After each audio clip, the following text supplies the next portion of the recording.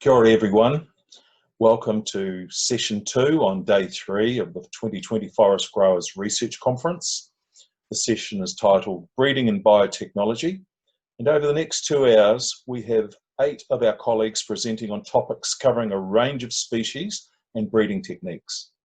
My name's Shaf and Ballekom. I'm the General Manager of Proseed, a Ngāi Tahu business and a major provider of germplasm to the Australasian forest industry.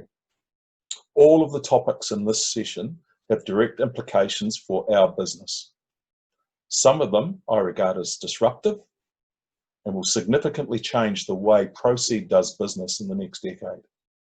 Others may be regarded as orthodox or more business as usual, but also provide opportunities to add value to both our business and the wider forest industry. Our first speaker is Paul Watson. He's the CEO of the Radiata Pine Breeding Company. Paul's fairly new to this role, having been with the company for about a year. Prior to that, he spent 25 years managing a series of very large pulp and paper research programs in Canada before returning home to take up a position with OG and latterly the RPBC.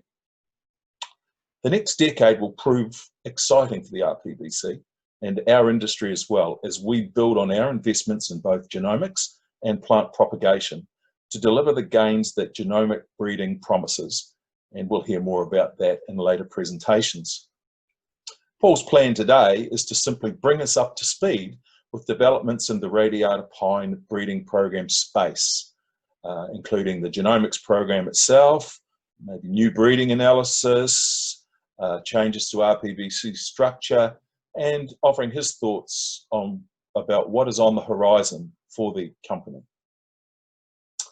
Many of our key breeding and selection traits are the result of multi-gene effects. And our next speaker, Gancho Slavic, his research at Scion is seeking to understand what drives this expression, particularly in different environments and with different management techniques.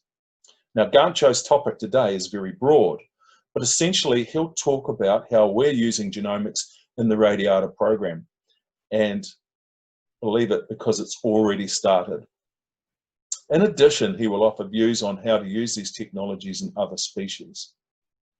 Now, Gancho has a PhD in forest genetics, and for a lot of his career he worked in the US with Glenn Howe and Steve Strauss in the areas of Douglas fir genomics and poplar genomics.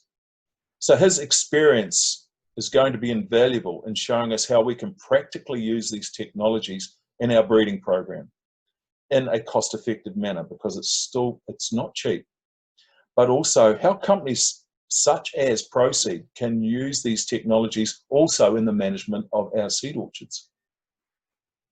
Okay, so we've got a process, a genomics process for providing new germplasm.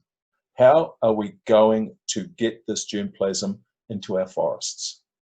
Well, in 2019, a research program called Tissue Culture for 21st Century Forests started.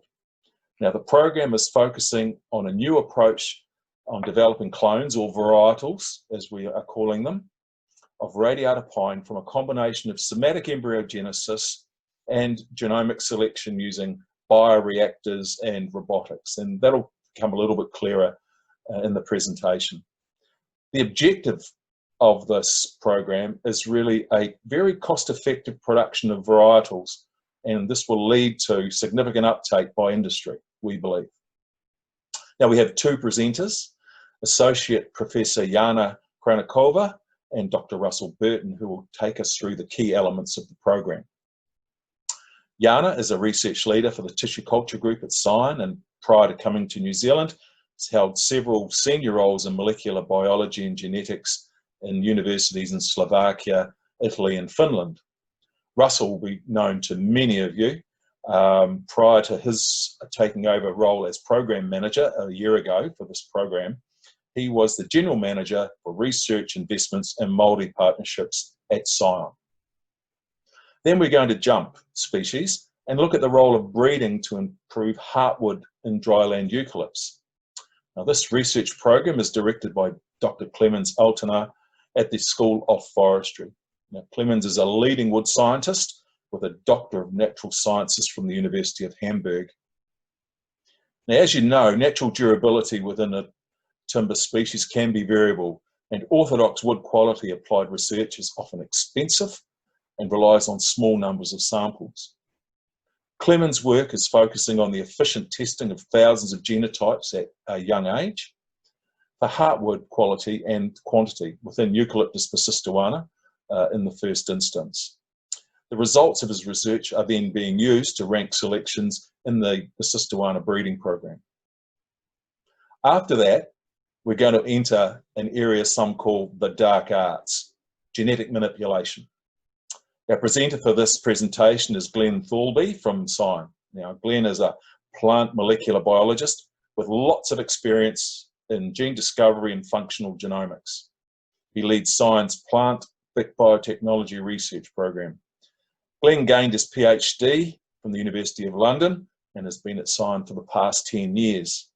And while the title of Glenn's presentation initially was to focus on ideas such as sterility, he will in fact talk about the broader suite of molecular technologies and the opportunities arising from these. Transgenics and gene editing are ones that many of us are familiar with, but there are others, and rather than modifying or adding to plant genomes, some of them work on ways to change the way genes express themselves. That is going to be really interesting. Then we have two further presentations, essentially reviews of a number of other species under breeding research.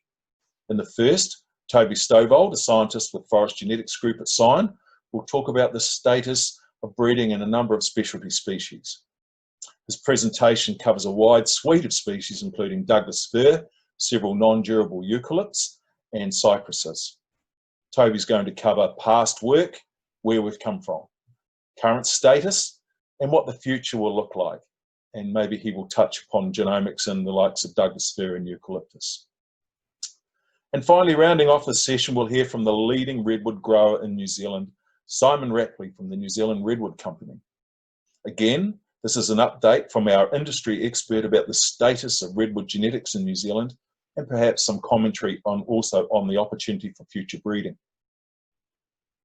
So as in previous sessions, please present your questions as we go. And then at the end of the conclusion, of the session, I invite you to participate in a 15-minute live Q&A session with our presenters. In closing, I hope that you will all go away with a snapshot of how innovative this research is and an idea of some of the opportunities that this is going to make possible for us and our industry. All the experts tell us in the future that the future is one of more risk and uncertainty. So it's comforting to me to see so many of our presenters in this session researching opportunities and ways to sustain and grow our industry in a riskier future. We're indebted to our researchers, and in my view, we haven't yet supported research to the levels that we need to, particularly financially. Enough of that. Now let's hear from our first presenter, Paul Watson.